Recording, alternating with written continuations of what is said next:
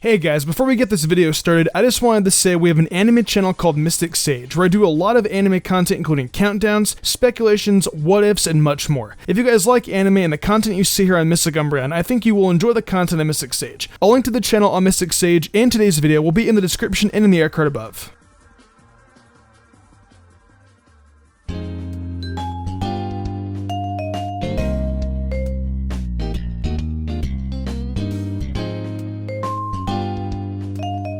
Personally, I actually prefer Pokemon Black and White 2 over Pokemon Black and White because of the Pokemon availability and the storyline itself. I think I prefer the story in these games a bit more than the original Pokemon Black and White. It's also strange, but I can't replay the Black and White games again. However, I have played through Black 2 at least twice. To me, it's the set of Unova games I can actually replay. I remember my first playthrough, and man, I think I had a pretty interesting and diverse team, especially with how much smack I talk about the Unova starters, discluding Snivy. Instead of talking about my team though, I'll introduce you to it. Let's get started.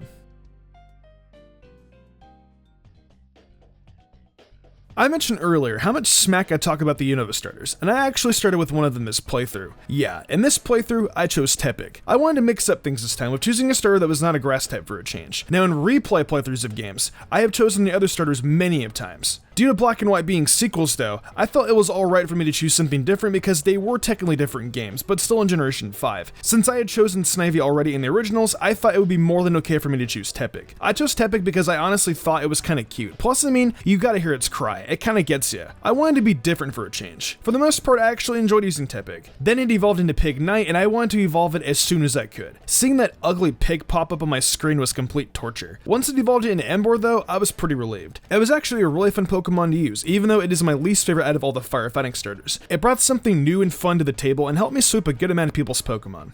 This is going to be super generic for a Unova team, but because I didn't get to use it in my last playthrough, I decided why not. I think I'll give it a shot. I went for Stoutland. What gave me the inspiration to go for Stoutland was the Pokemon Black and White 2 animated trailer, where Charon was using his Stoutland. I saw it dodging Frenzy Plants and was like, dang, that actually looks super awesome to use, and actually was. Stoutland has access to the Elemental Fangs, and it has a huge move pool to use. I hadn't seriously used a normal Pokemon in a while neither, so I wanted to give it a shot. I have to say that Stoutland is easily one of the best normal Pokemon you can use in a playthrough. It's powerful, has a great arsenal of moves, and can pretty much be used in any situation needed.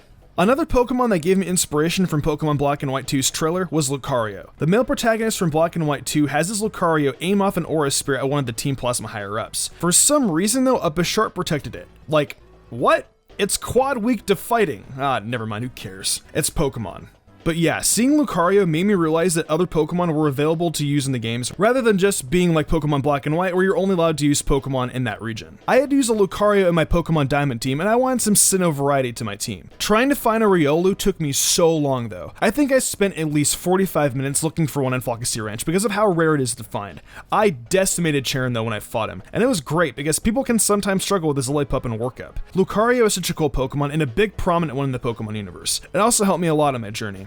It was Johto love at first sight when I saw Mareep in the grass at Falcosia Ranch. I have used the Ampharos line so many times in my prior playthroughs of Johto. I really love Ampharos and how goofy it is, along with the nostalgia trip I had with using it on my journey. I used it on my Heart Gold and Soul Silver team the first time I played too, because I had used it on my Silver team at first, so many years ago. It is one of my favorite Johto Pokemon, and the fact I could use it again made me super happy and excited. It did decently on my journey, decimating water types left and right, but that's pretty much all I used it for, to be honest. Johto nostalgia and derpiness is what attracted me to using Ampharos again. There's also something really cute about Flaffy too. I don't know if it's because Molly used it in Pokemon 3 or what, but it's always been super cute to me. Trust me, I enjoy using Ampharos a lot, but using Flaffy from levels 15 to 30 is always super fun to me because of how adorable it looks.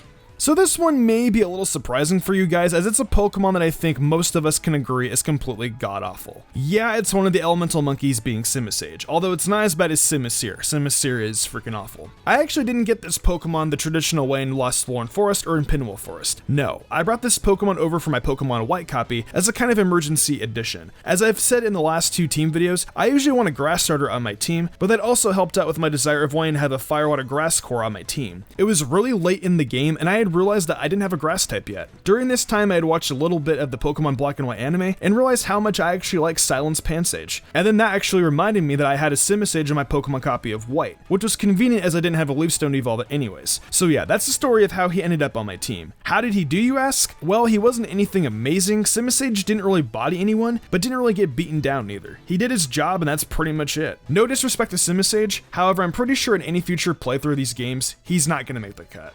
At this point in time, I looked around and realized I needed a flying and water type. My thoughts were, crud. What am I gonna do now? Then I thought, Pelipper. Nah, just kidding, I use Swanna. Pelipper sucks. It was around the time of when I was at the 7th gym, and I was wandering around Unova looking for a water Pokemon because originally I was going to settle for just a water Pokemon and not a flyer. Then out of nowhere, Ducklet popped on my screen when I was going to Driftville City in my search. My head popped, and I was like, hey, I forgot you existed. Cool, you're on my team now. Then from there on, I was grinding in grass patches all over Unova, trying to grind this cute little duck up. Finally, it was high enough level to evolve into Swanna, and then I proceeded to decimate Drayden with Ice Beam. Now hold on there, Mystic. You can't get Ice Beam until post-game. Yeah, I kind of transferred it over to my Pokemon White copy to teach it Ice Beam, and then I kind of traded it back. I already traded my Simisage over from Pokemon White, so I figured why not give Swanna Ice Beam too? It came in a lot of handy, and I don't regret teaching Swanna Ice Beam at all.